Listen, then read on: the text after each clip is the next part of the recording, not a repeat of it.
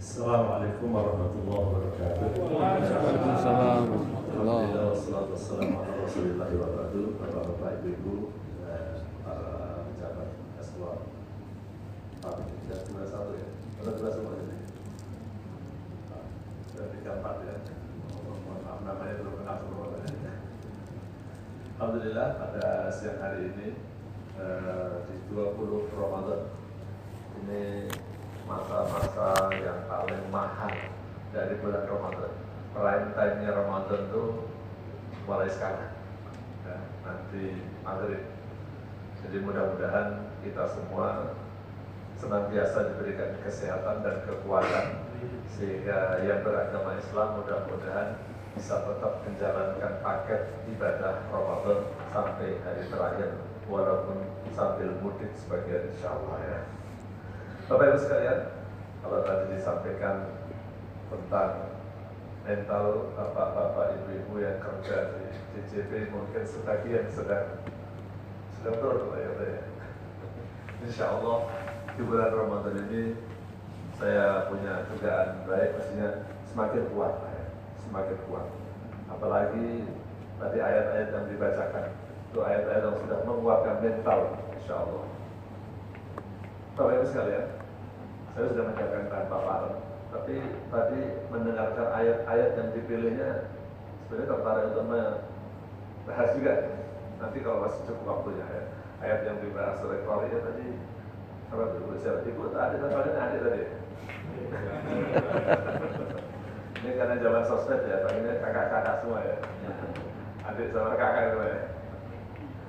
Baik Bapak Ibu sekalian, ada satu istilah yang baru saya kenal ya, karena saya memang bukan ASN, whistleblowing ya, whistleblowing ya.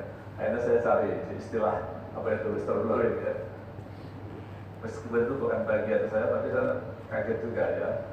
Artinya diksi baru yang baru saya kenal lah buat saya, karena bukan bagiannya. Saya kutip ini ya, whistleblowing. Berarti yang rada berat menurut saya, dalam arti yang harus menjadi konsen perhatian kita bahwa zaman sekarang ini gitu ya, ada tindak pidana atau dugaan pidana yang bisa dilaporkan oleh orang yang bukan menjadi korbannya ya. Ini yang kira-kira intinya kira-kira yang saya kutip di situ kan. Dan saya lihat di salah satu websitenya lembaga pemerintah sudah ada sistem apa, sistem internal ya, sehingga masyarakat itu dalam tanda kutip dianjurkan, sudah dikatakan kan, silahkan kalau memang ada pelanggaran di dalam instansi kami, silahkan laporkan. Ya.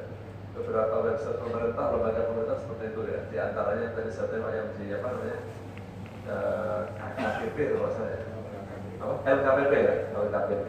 Istilah-istilahnya saya nggak terlalu benar ya, karena bukan dunia aja ya. Jadi LKPP. Wah ini memang dengan adanya whistleblowing system ini memang khususnya bapak-bapak, ibu-ibu, para istilahnya para pengelola negara ini memang menjadi sorotan masyarakat ya. Karena sudah dibuat lagi kan mekanisme itu oleh lembaganya, oleh pemerintah, oleh negara sudah dibuat. Maka ini membuat kita memang harus lebih berhati-hati ya. Harus lebih berhati-hati. Jadi next slide-nya. Ada beberapa hal terkait hal ini yang ingin saya sampaikan pada Bapak sekalian, termasuk hal yang lagi viral. Tadi pas saya lagi nunggu di sini juga nonton TV di Lantai 5 juga Bu Menteri lagi dengan pendapat ya, dengan DPR ya, Allah. Intinya lagi luar biasa. Ada satu poin yang ingin saya sampaikan pertama kali Bapak Ibu sekalian ya. Sabda Rasulullah SAW, hadis yang mungkin kalau yang beragama Islam dulu waktu masih SD mudah-mudahan ingat banget. Ini kan umurnya kayaknya seusia saya. Saya udah punya cucu Pak ya. Kayaknya bapak-bapak yang belakang udah punya cucu belum Pak? Ada yang sudah? Tapi banyak kan belum? Banyak yang sudah, banyak belum? Belum. Belum, berarti tuaan saya Pak. Kalau Ustaz Irwandi itu tadi aku sebutin itu masih jauh lebih muda dari saya. Nah, Ustaz Irwandi yang terkenal berjelimet pajak Pak ya, dengan fatwa-fatwanya yang demo ya, pendapat-pendapatnya yang demo. Karena saya nggak ketemu beliau, jadi dalam arti kalau di S1 saya keluar, udah selesai kuliah di Libya, beliau baru masuk. Jadi nggak ketemu sebenarnya. Saya udah punya cucu, cucu udah 3 lagi, sudah tua sebenarnya. Kelihatannya aja muda. Nah ini Bapak sekalian, waktu SD itu saya teringat sekali ada satu pelajaran, satu hadis yang sangat terkenal awal-awal saya diajarin hadis di SD ya, sekolah dasar negeri waktu saya. Innama bu'itsu liutammima makarimal akhlak. Bahwa aku diutus oleh Allah, maksudnya Rasulullah, diutus oleh Allah itu untuk apa? Untuk menyempurnakan akhlak. Setelah dewasa ini saya sangat menyadari, ya kenapa Rasulullah tidak menjelaskan begini? Saya ini diutus untuk menegakkan hukum. Ya begitu. Ya, tapi menegakkan akhlak. Terus saya mikir-mikir, saya kira gimana itu? Intinya sekarang tuh saya akhirnya bisa menyimpulkan seperti ini Pak ya. Bahwa hukum dan akhlak itu merupakan sesuatu yang kelihatannya sama tapi berbeda. Ada perbuatan-perbuatan yang secara hukum sebenarnya tidak melanggar, tapi ternyata secara moral, secara akhlak itu tidak boleh dilakukan, melanggar. Saya kasih contoh yang dalam bidang agama dulu, yang beragama Islam biar lebih mudah cepat. Karena memang background saya pendidikan Islam ya. Saya ngomongin tentang sholat, ya.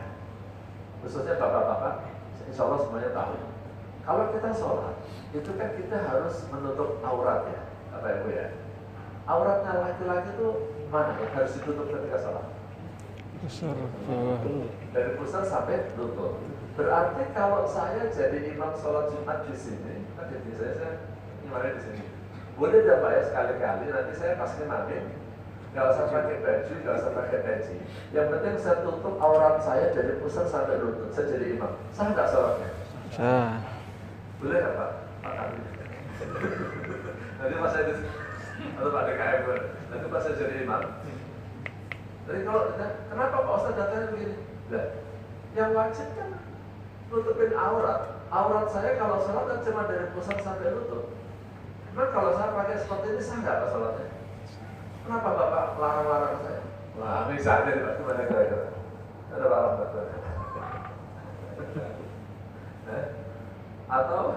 Atau kalau misalnya saya jadi imam sholat Idul Fitri nanti, saya berpakaian seperti ini. Kira-kira kata panitianya sama jamaahnya gimana Pak? Saya diapain kira-kira? Dilempar. Nah, itulah rahasianya. Sehingga saya juga sering menyampaikan Bapak Ibu kalau mau berperilaku, jangan hanya menggunakan standar hukum saja, tapi gunakan standar akhlak, standar etika. Apalagi Bapak Ibu sebagai pengelola negara. Ya. Nanti saya contohkan ada beberapa perbuatan yang menurut hukum sebenarnya tidak melanggar, tetapi ternyata itu tidak elok Bapak Ibu lakukan, dan itulah yang terjadi viral selama ini, di antaranya masalah-masalah itu. Ya.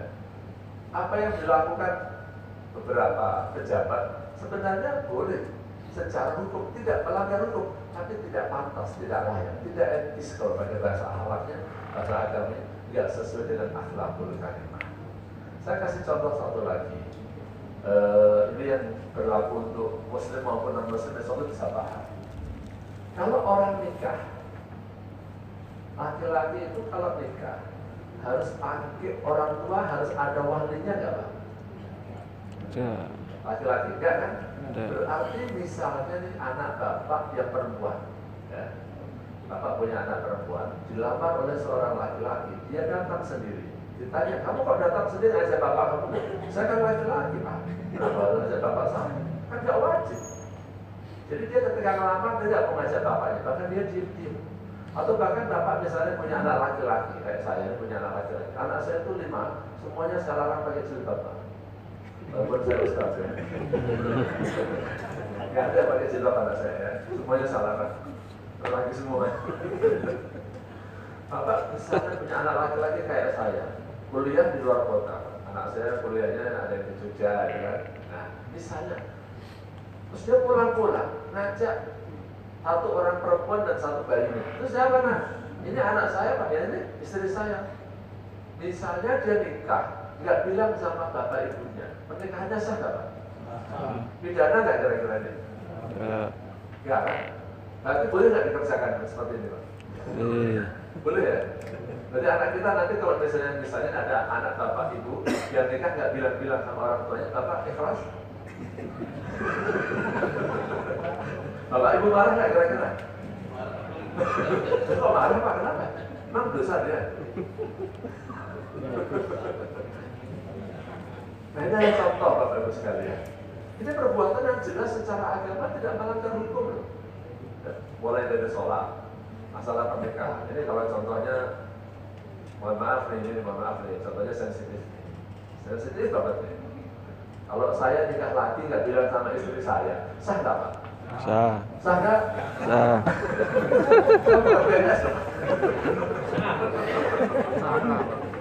Sana sah. Boleh apa enggak? Kalau secara agama? Boleh. Pidana nggak secara agama? Enggak. Berarti boleh sarankan Pak ya? Kalau Boleh. sarankan Bapak tanggung jawab nggak?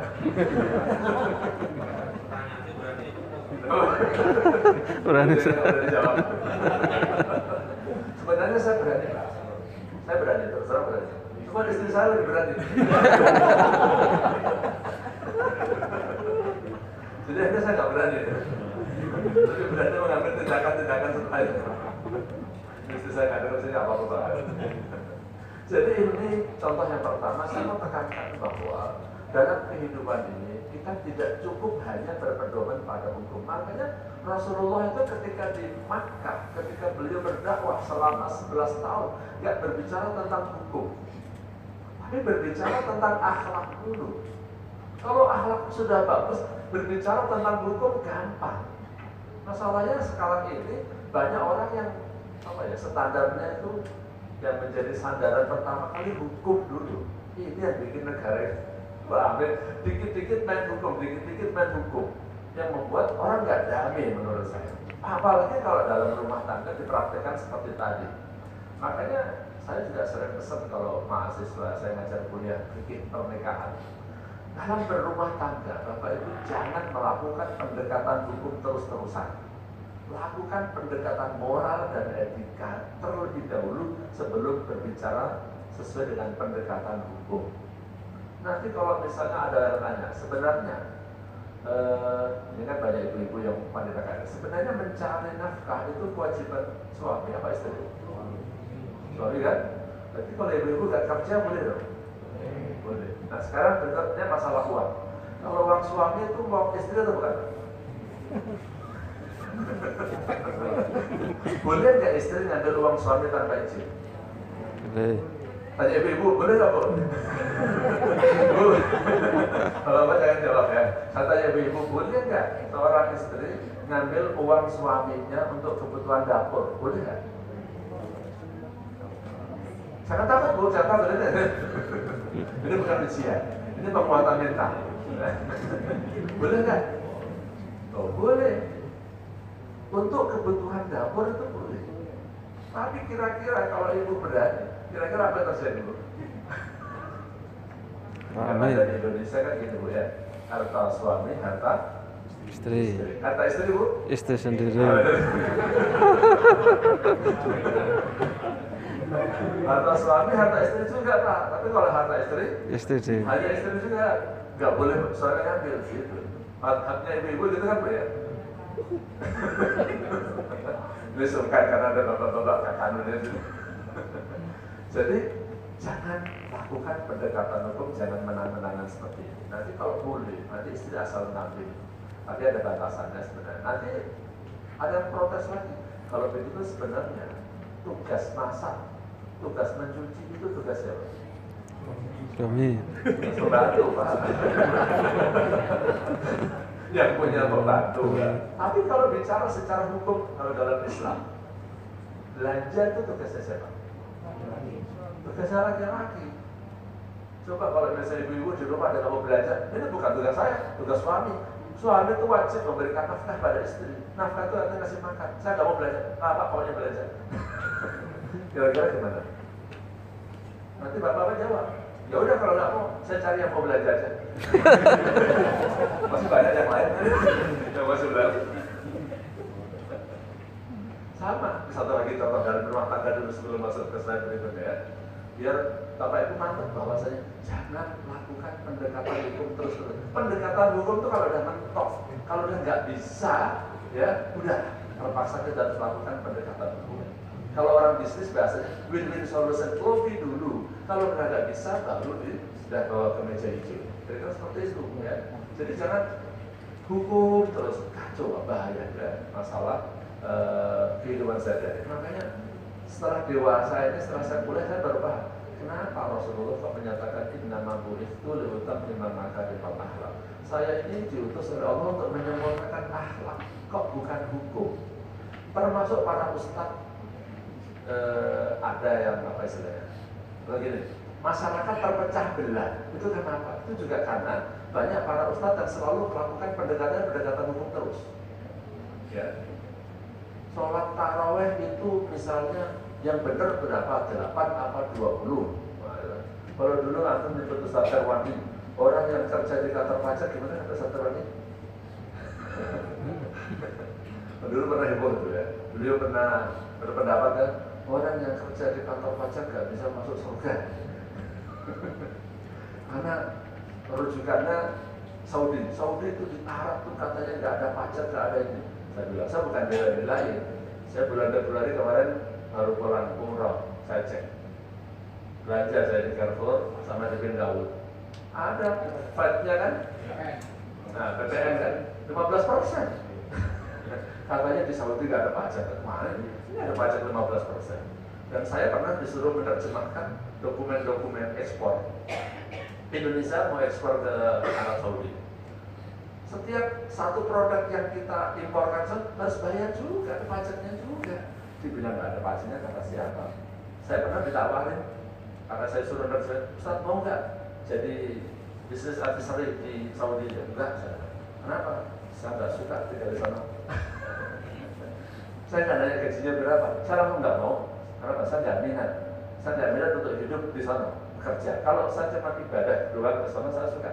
Tapi kalau kerja di sana, saya nggak suka. Saya nggak suka. Langsung saya tolak. Walaupun mau gaji berapa itu bukan urusan saya, nggak penting. Saya langsung nggak mau. Nah, jadi ada yang nanya, sebenarnya memang pajak gimana? Ya, di zaman khalifah juga sudah ada pajak, gitu aja. Kalau di Indonesia, kenapa banyak ustadz yang protes tentang pajak? Saya sudah pernah sampaikan sih. Di kantor pusat juga kadang-kadang saya ngomong sebenarnya ya banyak hal. Mungkin diantaranya ya berita-berita yang viral itulah. Ya. Karena berita buruk itu kan kalau dalam teori ya, itu kan tersebar lebih cepat daripada berita baik.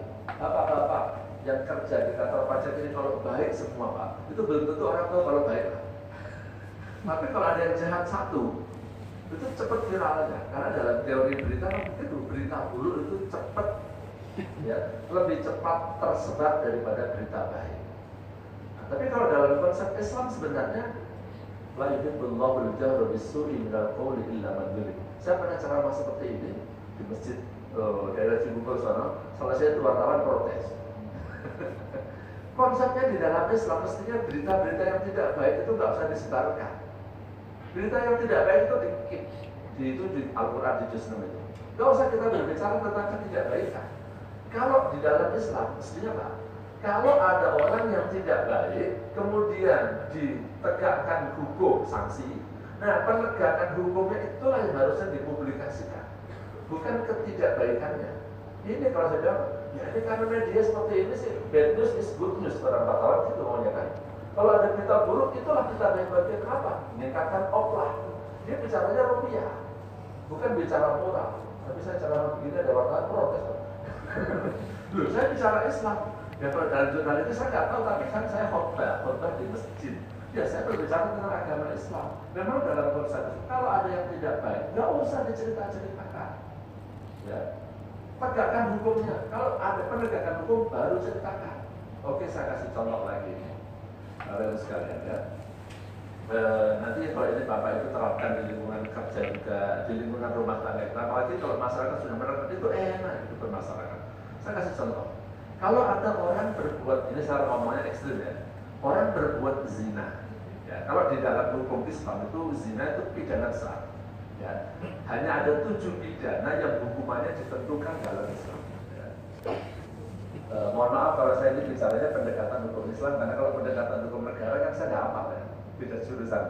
Dalam Islam, zina itu termasuk pidana berat. Hukuman orang yang berbuat zina itu adalah rajam atau cambuk. Kalau dia sudah nikah, hukumannya rajam. Kalau belum nikah, hukumannya cambuk. Rajam itu artinya hukuman mati. Ya, zina, hukuman mati. Nah, sekarang pertanyaan saya Bapak Ibu sekalian. Kalau misalnya Bapak Ibu melihat seseorang berzina, tapi Bapak Ibu hanya punya satu teman, artinya hanya 2 orang yang melihat peristiwa ini, boleh nggak Bapak ajukan laporkan ini ke pengadilan? Enggak. Pakai sistem whistleblowing system.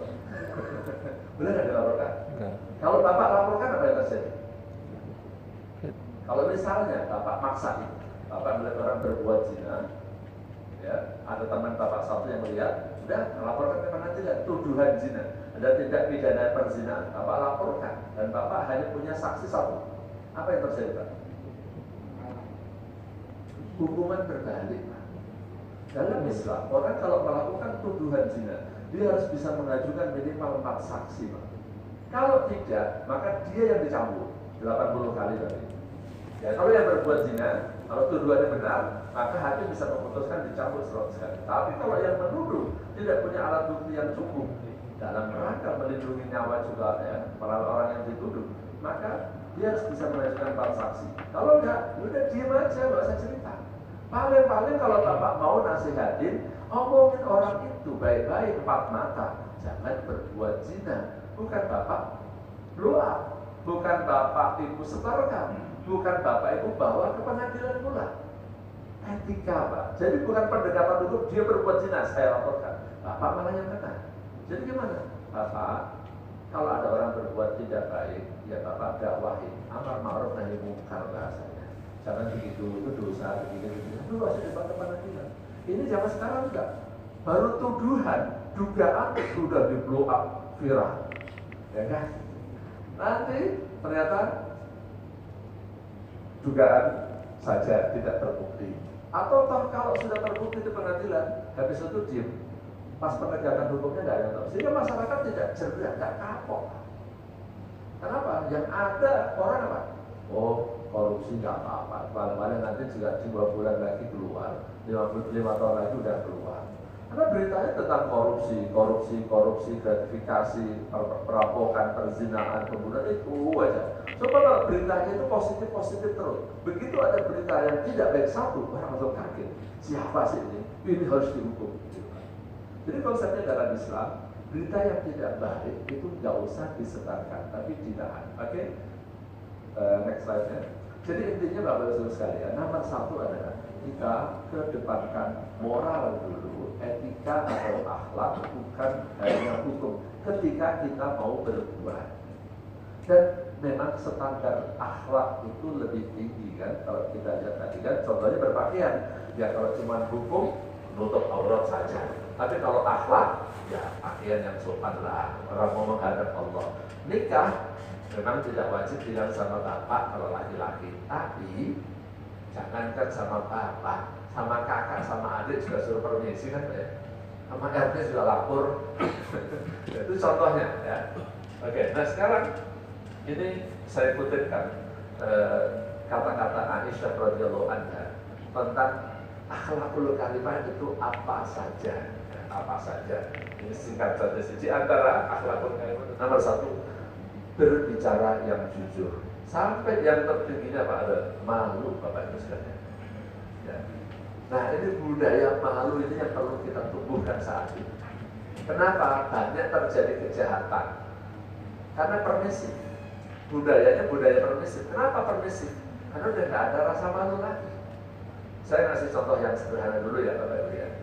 Kalau misalnya orang berani kencing di pinggir jalan, kapan bapak-bapak ini khususnya, kalau ibu-ibu insya Allah nggak ya. Kapan bapak-bapak ya, ini bukan bapak yang di sini maksud saya. Intinya kaum laki-laki mau kencing di pinggir jalan, itu kalau apa Pak? Di mana dia? Di kolong atau di daerah mana dia berani melakukan itu? Di tol. Terus gimana lagi?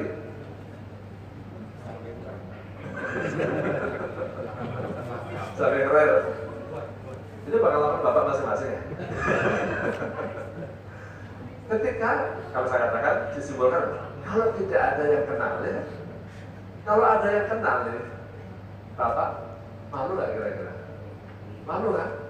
Karena nggak ada yang kenal. Karena nggak ada yang kenal, mungkin di jalan tol, mungkin di kota lain, nggak ada yang kenal ini. Karena berani. Karena nggak ada malu.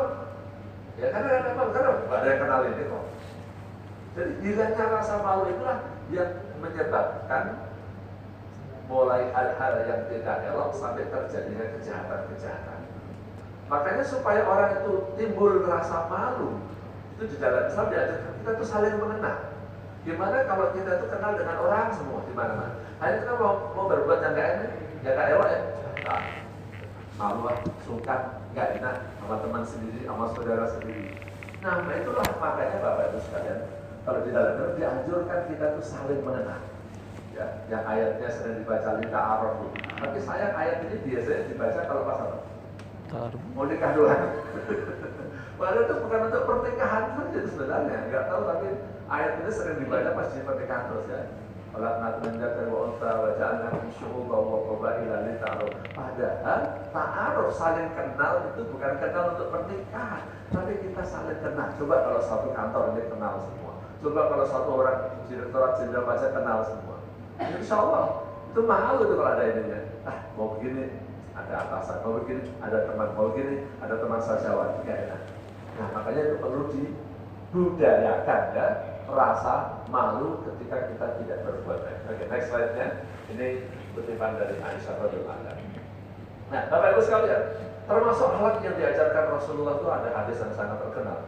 Man kana yu'minu billahi wal yawmil akhir fal yukrim dhaifahu wa man kana yu'minu billahi wal yawmil akhir fala yu'min jaruhu wa man kana yu'minu billahi wal yawmil akhir. Nah, ini fal yaqul khairan aw liyasmut. Ya, ini kaitannya dengan masalah sosmed zaman sekarang. Ya. Siapa yang beriman kepada Allah dan kepada hari akhir disuruh 3. 1, jangan menyakiti tetangga. Ya. Yang kedua, hendaknya memuliakan tamu seperti dalam kata Aisyah tadi. Yang ketiga, hendaknya berbicara yang baik atau diam. Jadi kita perlu ya, ini hadisnya ya.